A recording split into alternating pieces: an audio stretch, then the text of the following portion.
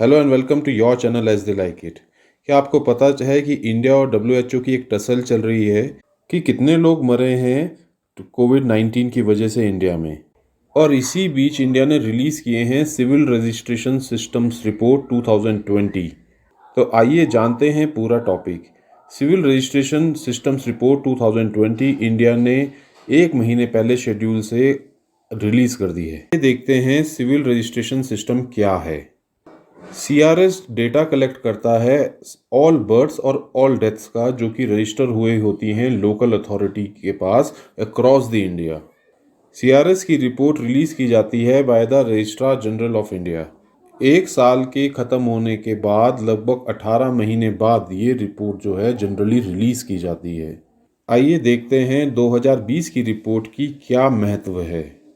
2020 की रिपोर्ट एक महीना पहले शेड्यूल से रिलीज़ कर दी गई है।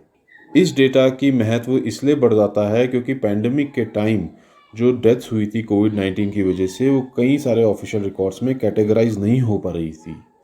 और सीआरएस के डेटा की हेल्प की वजह से हम पहचान पाएंगे कि एक्सेस डेथ्स कितनी हुई हैं इंडिया में।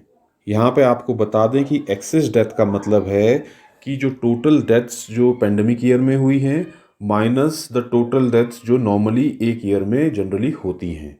इन दोनों डेथ्स के डिफरेंस को ही एक्सेस डेथ कहा गया है। आइए अब समझने की कोशिश करते हैं कि इंडिया ने ये डेटा अहेड ऑफ शेड्यूल क्यों रिलीज़ कर दिया है। पिछले कुछ समय से इंडिया और डब्ल्यूएचओ की टसल चल रही है रिगार्डिंग कि डब्ल्यूएचओ के जो डेथ एस्टिमेट्स हैं इंडिया के बारे में वो बहुत ज़्यादा इन्फ्लेटेड हैं और फिगर जो हैं वो करेक्ट मेथडोलॉजी से नहीं ली गई हैं।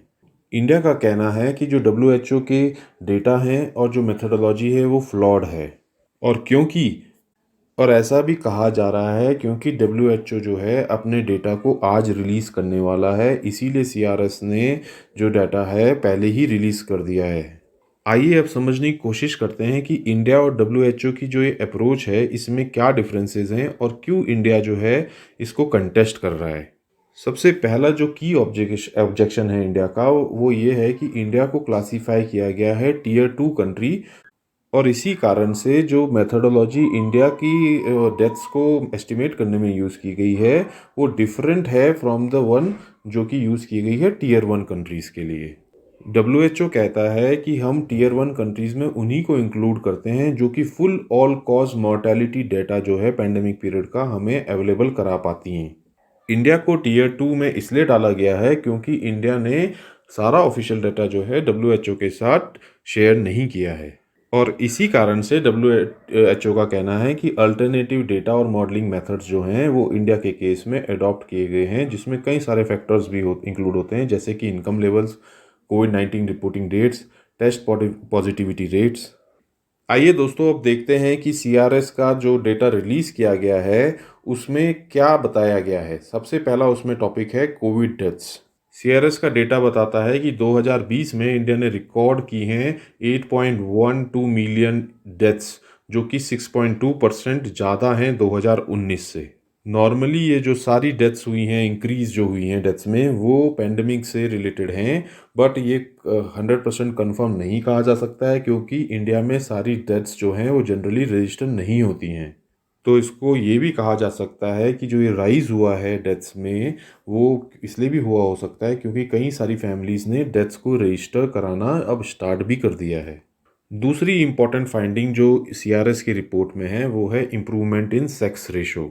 रिपोर्ट बताती है कि highest sex ratio at birth जो है वो रजिस्टर किया गया है लद्दाख में जो कि है 1104 का, उसके बाद अरुणाचल प्रदेश जो कि है 1011, फिर अंडमान एंड निकोबार आइलैंड्स 984, त्रिपुरा 974 और केरला 969।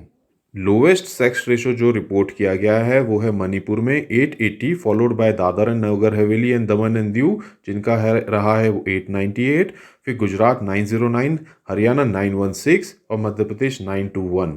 ये फिगर्स आपको याद रखनी पड़ेंगी क्योंकि ये बहुत ही इंपॉर्टेंट डाटा है और क्योंकि ये रिलेट हो गया है अब डब्ल्यूएचओ के साथ जो इंडिया की टसल है उससे, तो इसलिए ये एग्ज़ाम की व्यू पॉइंट से एक्सट्रीमली इंपॉर्टेंट हो गया है।